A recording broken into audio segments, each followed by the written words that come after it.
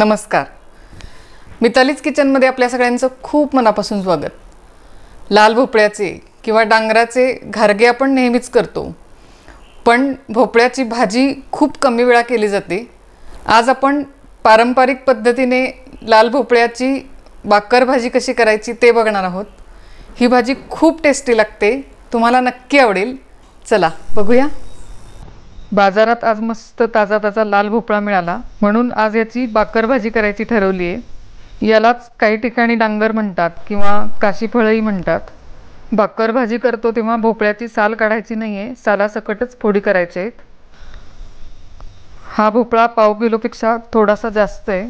याच्या फोडी करून घेऊया. आधी भाजीत घालण्यासाठी थोडासा मसाला तयार करूया. ही 2 चमचे खसखस घेतलेली आहे, ती थोडीशी भाजून घेऊया. खसखस भाजताना गॅस लो फ्लेमच ठेवायचा आहे, नाहीतर खसखस पटकन जळते. खसखस भाजून झालेली आहे, ती काढून घेऊया. त्यानंतर 2 चमचे तीळ भाजून घ्यायचे.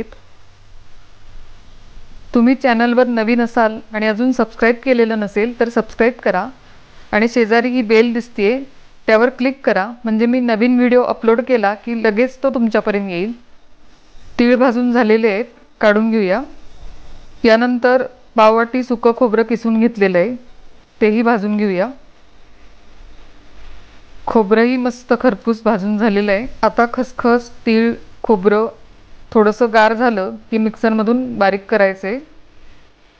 ह्या भोपळ्याच्या फोडी करून घेतलेल्या आहेत. भाजीसाठी भोपळ्याच्या अशा सालासकटच मोठ्या फोडी करायच्या आहेत. भोपळा खूप लवकर शिजतो, त्यामुळे छोट्या फोडी केल्या तर त्या शिजल्या की अगदी मॅश होतात, फोडी राहतच नाहीत. म्हणून अशा मोठ्याच फोडी करायच्या आहेत. याची सालसुद्धा अगदी छान शिजते. खसखस, तीळ, खोबरं भाजून ठेवलेलं होतं. आधी फक्त खसखस आणि तीळ वाटून घेऊया. आता यामध्ये खोबरं घालून पुन्हा वाटायचे. आधीच हे सगळं एकत्र करून वाटलं तर खसखस आणि तीळ बारीक वाटले जात नाहीत, म्हणून खसखस तीळ आधी वाटून घ्यायचे आणि नंतर त्यात खोबरं मिक्स करून परत वाटायचं. आपण घरी गोडा मसाला म्हणजेच काळा मसाला करतो तेव्हाही काही जिन्नस असेच वेगवेगळे वाटून घेतो, म्हणजे ते छान बारीक होतात. हे बघा, मस्त बारीक वाटून झालेलं आहे. आता भाजी करूया. कढईत 2 टेबलस्पून तेल घालायचे. हा भोपळा पाव किलोपेक्षा थोडासा जास्त आहे, म्हणून मी अजून थोडंसं तेल घालते. तेल गरम झालेलं आहे. यामध्ये पाव चमचा मोहरी, पाव चमचा हिंग, पाव चमचा हळद आणि हे बाकर भाजीसाठी महत्त्वाचं इन्ग्रेडियंट आहे, ते म्हणजे मेथीचे दाणे. मेथी दाणे अर्धा चमचा घालूया. मेथी दाण्यांमुळे या भाजीला खूप छान चव येते.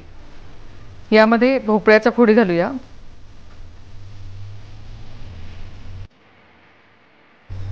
भोपळा व्यवस्थित परतून एक वाफ येऊ द्यायची आहे.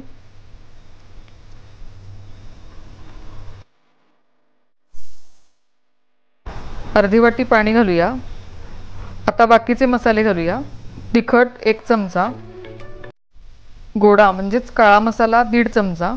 काळा मसाला कसा करायचा याचा व्हिडिओ मी याआधी अपलोड केलेला आहे, त्याची लिंक डिस्क्रिप्शन बॉक्समध्ये दिलेली आहे, त्यावर क्लिक करून तुम्ही तो व्हिडिओ बघू शकता. काळा मसाला नसेल तर त्याऐवजी 1 चमचा धनेपूड आणि अर्धा चमचा जिरेपूड घातली तरी चालेल. चिंचेचा कोळ 2 चमचे घालूया. थोडासा गूळ घालूया. गूळ तुमच्या आवडीनुसार कमी जास्त घालू शकता. व्यवस्थित परतून घेऊया. यानंतर खसखस, तीळ, खोबऱ्याचं वाटण घालूया.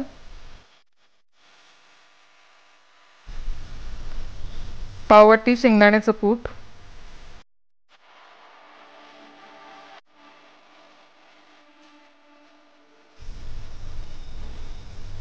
2 वाट्या पाणी घालूया.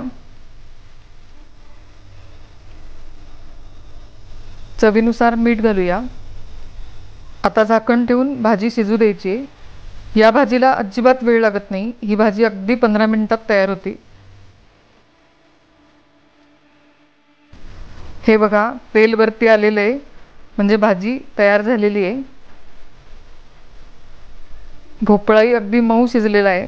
भाजी तयार झालेली आहे, थोडी कोथिंबीर घालूया। ही भाजी एकदा तरी नक्की करून बघा, खूप टेस्टी लागते आणि व्हिडिओ शेअर करायला विसरू नका। पुन्हा भेटूया अशाच टेस्टी रेसिपींसह, तोपर्यंत नमस्कार।